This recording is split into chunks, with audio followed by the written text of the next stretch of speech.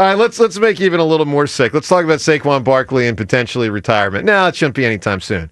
But no one wants to think about Saquon retiring. Didn't love the way he phrased it. Yeah. It's like, come on, man. Yeah. Look, you were just going to be waiting with, not bated breath at all times. So let's listen to Saquon. He's talking to Chris Long and Chris Long's podcast. And we'll play a lot of audio today. Audio, Saquon, and other stuff to get to. Covered a lot of ground, and one of which was on the retirement thing, like when and how. Here's Saquon Barkley on how he may retire someday. I'll probably be one of those guys that it'll be out of nowhere. Like, I'll probably just wake up one day, whether it's next year or 2 years or 4 years, and just be like, yeah, it's over. I don't think I will ever lose that passion. I'm just a competitor, and if you come to my house and we play cards or we play what's that game where you put it on your head and you gotta imitate it and heads up. We almost get into brawls in my house over games like that. So it's like categories. Yeah, the competitive nature is always going to be there. But I like I'm one of my favorite players of all time is probably my favorite player of all time is Barry Sanders. So probably similar to that. Maybe one day it'll be out of nowhere. I'll probably be balling and just be like, yeah, call it quits. Yeah, I don't need to hear this. Wow. Don't like it one bit. I don't like anything about that. Could be as soon as next year, James. Yeah, you're balling. I'm balling. I'm out. Done. All right, so a lot more players are doing that these days. Well, we just saw Frank Ragnow do it. Because the money's different now. Yeah, and also because they know a lot more about brains and this and that. Like, who knows? Like, I don't blame guys if they're like, I've made my money. I don't want to put my body, my brain. You perform for me. Okay? You perform for me. Sounded an awful like a WIP caller, Joe the camera. I consider myself a Roman emperor. Thumbs up or thumbs down, but you get your ass out there. Go to the phones. Hold on. Tigers out Let me respond here. One thing he said doesn't bother me in the least. Yeah. The other thing does. The fact that he said a year or 2 or 4, that's a trek you could drive a Mack truck through between next year and 4. So that's just, I'll give you an example. When I was a younger man, my mother would ask me, even though she knew I was under 18, that I'd been out having alcoholic beverages. And she would say, how many did you have? My response would always be the same, a couple.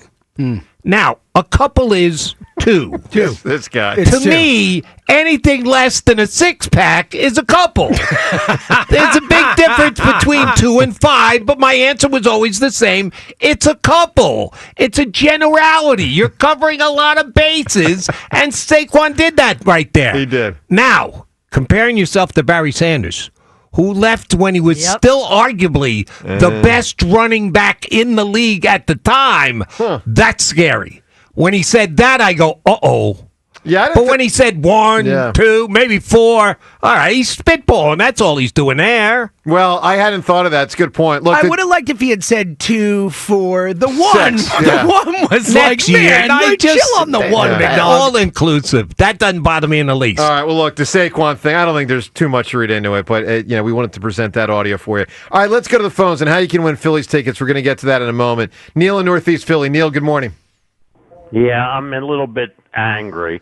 The Phillies not only stout, Turner too. Bases loaded, 1 out. They should score runs. They haven't performed like the last week.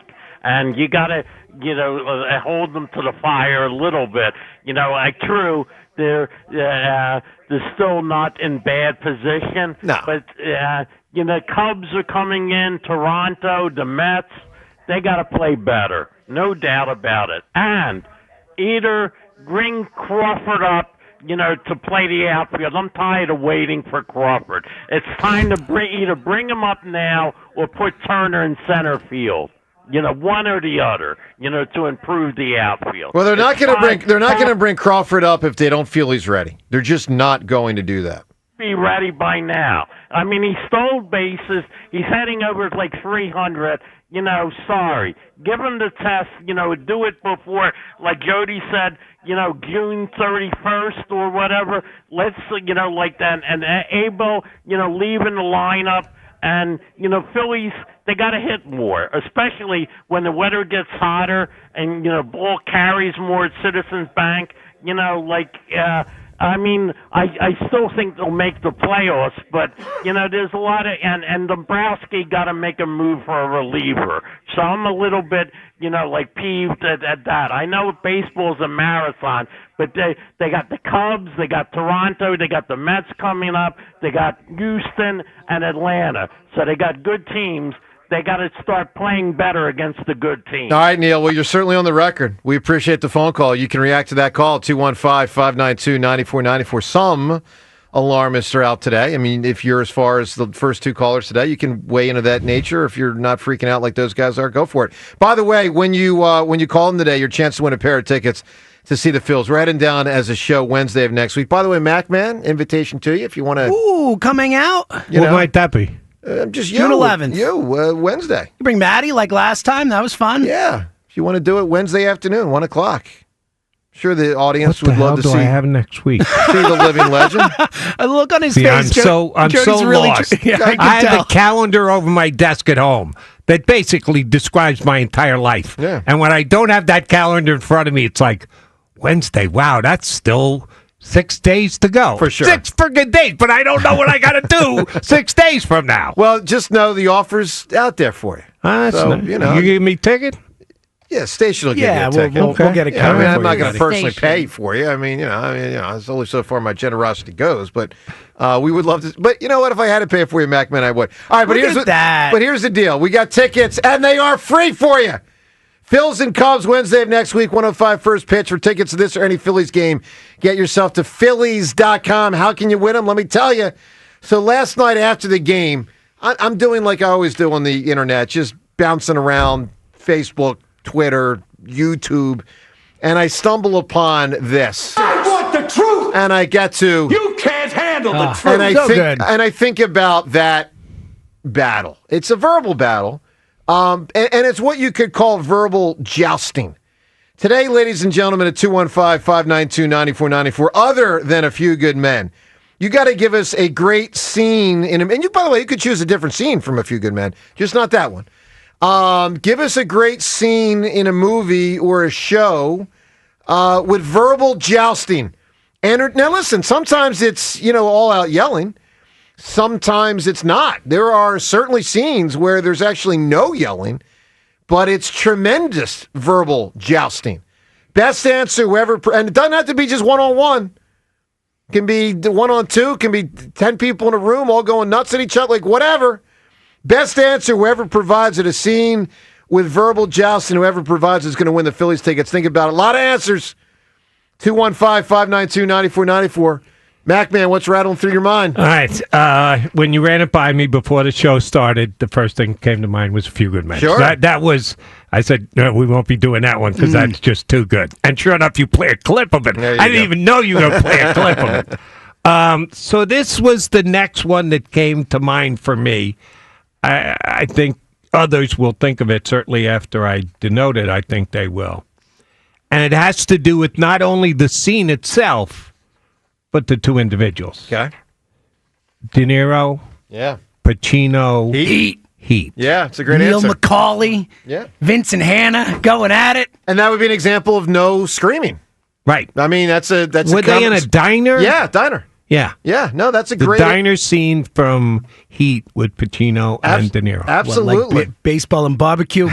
Such a great scene. All right, 215-592-9494. So that's the non-yelling variety. I will tell you one that I'm thinking of as a potential winning answer is the yelling variety, and it's more than two people. I'm just going to give you that hint. I'm not saying it definitively would win, but I know it's a great scene. It is at the end of a movie, and I'll just leave it at that. Seltzer, a great scene with verbal jousting. What are you thinking? Ironically, my movie is from the exact same year as Jody's movie. Really? 2 1995 movies. Mine a super underrated 90s movie we don't talk enough about. When Gene Hackman and Denzel Washington are going at it on the sub on Crimson Tide. I just rewatched it. That movie is freaking awesome. It's amazing. Is a great It's an movie. awesome movie. Yes, it is. Highly recommend if you haven't seen it. Yeah, no, it's great. Crimson Tide and that scene in particular, phenomenal. Rhea, what are you thinking? Verbal jousting. So what I love about this movie, also an underrated movie, The Ref, Dennis Leary, Annette Bening, Kevin Spacey, is the married couple. Oh, yeah. And Judy Davis sitting in his Oh, yeah. Oh, my God. Just bicker incessantly. I can't say the one that I want to do on the air, okay. but the one, because it's my favorite, but Sure. it involves his head on a platter. But it's the one where she's screaming at him, going, "Our son's very sensitive. He has an imagination." And Kevin Spacey replies, "That the mafia gives scholarships for." Mm-hmm. I mean, it's... The Ref is an underrated movie. Yeah. Great movie. So yeah. good. Look, big answers abound. I'll give you one I think most of us know very, very well. And it's a scene where he's willing... He knows the other guy better be willing to die because he's willing to die. But it's an uncomfortable scene, Jody, in Rocky IV when Adrian and Rock are talking before he's going to leave for Siberia. And she just flat out, after in Rocky III, getting in his face on the beach, about being a man and all that stuff. In Rocky IV, she doesn't want him going to Siberia because she thinks he could die, and he could die. Apollo had died. And Rock lays it out. He's willing to die. Yeah. He's willing to die versus Drago. I mean, it's an amazing scene. Again, that's not the screaming variety, but she does say you can't win. I guess she screams that from what I remember. So, all right, give us a great answer for verbal jousting. Whoever provides the best answer, you're going to win the Phillies tickets. 215-592-9494. Let's talk to Harris in Havertown. Good morning, Harris. Coach Harris here, Joe. How you doing? Good, buddy. I'm sorry, what'd you say at the beginning? Coach Harris. Coach Harris. Coach. How are you, pal? Oh, you remember me, right? Mr. Tennis Coach. I'm ready for it. Oh, yeah. You know what's funny you say that. I transferred your phone number, not making this up, a day or two ago, I think 2 days ago, to later in the summer when we're getting closer to tennis time. So I appreciate the offer to, get me instructed a little bit more on tennis. And I do have you in my sight, so to speak. So thank you. That's awesome because I was gonna give you a little bit about that because you're pretty confident, you're ready to go, but the best of the best, they're humble as well. And they know that not they can all always of get them. better, right? I'd say Wayne Gretzky was. I'd say Michael Jordan was not.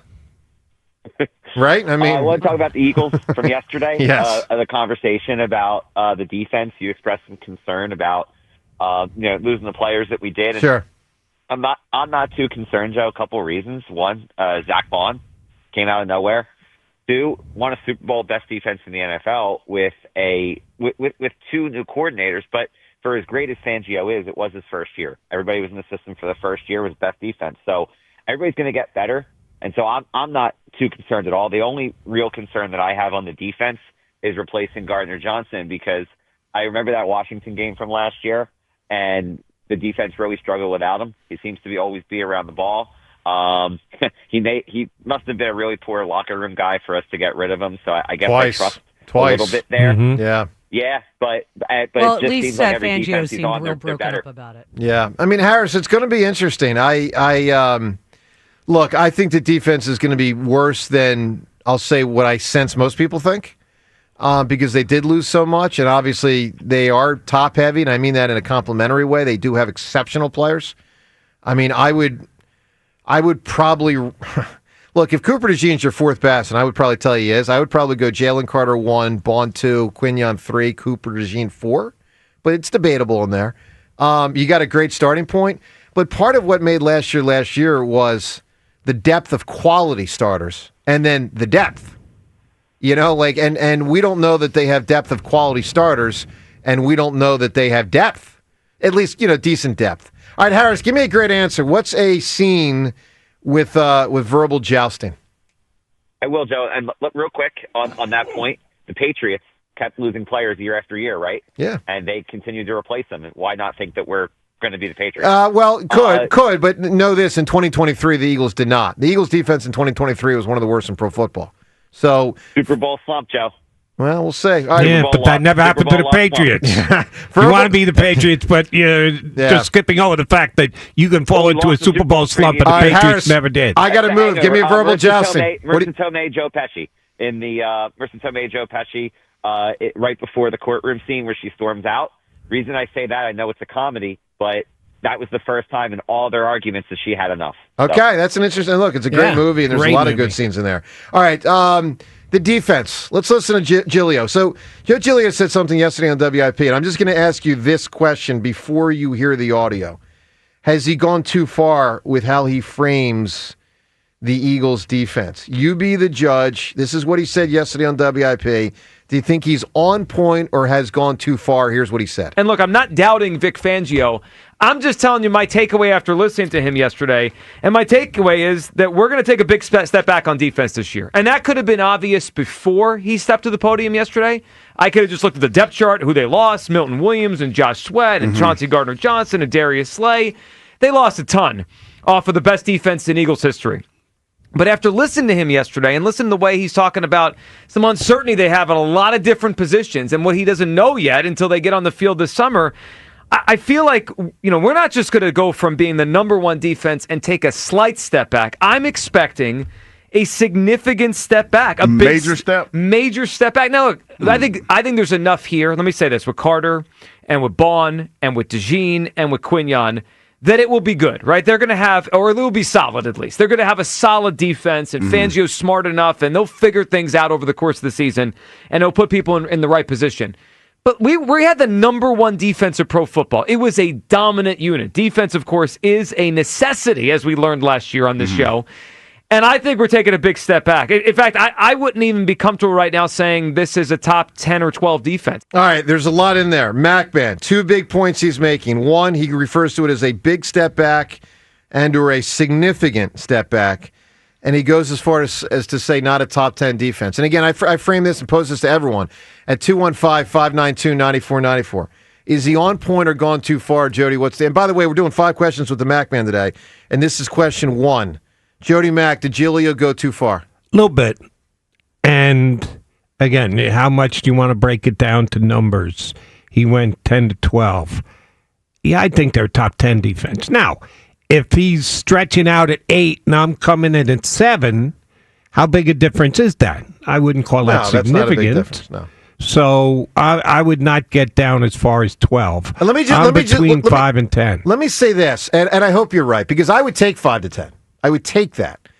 I am struck by 2 years ago. So, 3 years ago. 70 sacks, number 2 ranked defense in pro football. Big part, obviously, how they got to the Super Bowl. And a defense that there was no sign during that season that the next year they were about to collapse. Now, they lost a bunch of starters that year, but we thought still were retaining most of their best ones. I mean, they were. They were retaining Fletcher Cox. They were retaining Darius Slay when he was younger. We thought the corners like Bradbury wasn't going to fall apart. You still had Brandon Graham. Okay, you get my point. They were a disaster. Not top 10. They were a disaster in 2023, particularly by the end of the year. And to the best of my knowledge, I don't even remember a big-time injury setting in. But the flip side of that is that that defense, 7 new starters last year, changed into the best defense in football. That is the flip side. James, are they a top 10 day? Oh, I think so. And again, I think the underrated part of this, look, to start last year, they had 7 new starters. And I'm not making light of the guys they lost. They lost a lot of guys. But they did start this past year with 7 new starters on defense and ended up being the best defense in football, the best Eagles defense since the 90s, whatever you want to say. So that's part of it. Also, I do think we keep mentioning the big guys, but we don't mention that they're all young and going to get better. Like Jalen Carter, we just played audio on the show this week saying he doesn't even know how to play defensive tackle yet. Like that here, there is so much more that can come from that guy. Quignon Mitchell, Cooper Jean were rookies last year. Zach Bond, this was his first year ever doing this. Do you factor in they weren't much injured last year? Brandon Graham for about half the year, maybe even a third of the year. Honestly, we've been 3 straight years for the most part of no injuries. So I'm not going to say it can't happen. We all know injuries can happen, but I'm not going to say because they weren't injured last year they're going to be more injured this year, because that hasn't happened. I would say because they weren't much injured last year, they will probably be more injured this year. Well, it's possible, but I'm just saying I'm not going to count it because we said 3 years ago or 2.5 years ago they'll never have 22 of 22 stars in the Super Bowl, and then they had 21 of 22. Right. So it's Yeah, I know. Yeah. Let me add this to the discussion because you rightfully said, Joe Giglio said this after listening to Vic Fangio. Yeah, which basically was N'Kobe's not going to be ready, and Jahad Campbell may or may not be ready for the start of the season. That's the gist of it. Here on WIP, we've been overanalyzing what the coach says for 35 years, going all the way back to Rich Kotite, okay? And even before I got to town with Buddy Ryan, and people love Buddy because he was just a cocksure individual. But we do too much of this. We add too much into it.